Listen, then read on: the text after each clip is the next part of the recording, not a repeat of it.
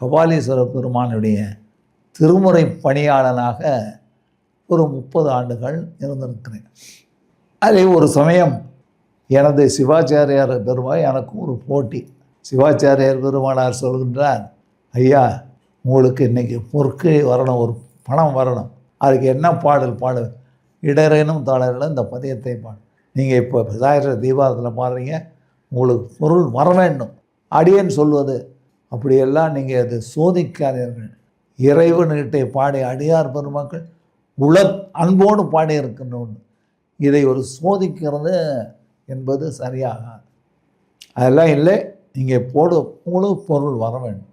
இறைவனுடைய சித்தம் அதுவானால் பரவாயில்லை, அடியேன் பாடுகின்றேன். நல்ல ஓதுவார் பெருமக்கள் உத்ராட்சம் தரித்து அனுஷ்டானங்கள்லாம் தரித்து பாடுறதுக்கு போயிடும்.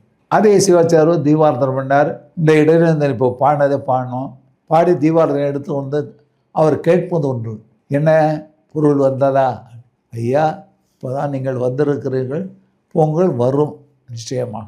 இறைவா கபாலி நிதான் பார்க்க வேண்டும் என்று சொல்லிட்டு வெளியே வந்து உட்கார்ந்துருக்கேன்.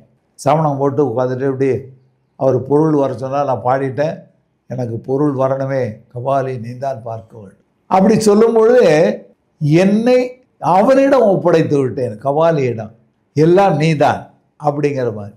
அப்போ ஒரு வடக்கு இந்திய கூட்டம் வந்தது. அவர்கள் வந்து அடியனுடைய கோலத்தை பார்த்தார்கள். அப்படி சவணம் போட்டு இப்படி உட்காந்து கண்ணை போட்டு உட்காந்தோன்னா என்னை என்ன நினச்சானோ அவங்க தெரியல, அவங்க மனசுக்குள்ளே என்ன நடந்த. உடனே காலை இப்படி மேலே கீழே பார்த்தார்கள்.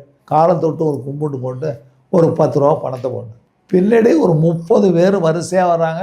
அவ்வளோ பேரும் தொட்டு கூட ஒரு 10 ரூபா போட்டு, இதை உள்ளே இருந்து பார்த்து கூட இருந்தார் சிவாச்சாரியர். எல்லாத்தையும் எடுத்து இப்படி காட்டினேன். அப்போ தான் அவர் இங்கே வான்னு கூப்பிட்டு அவர் ஒரு 100 ரூபாயை கொடுத்தார்.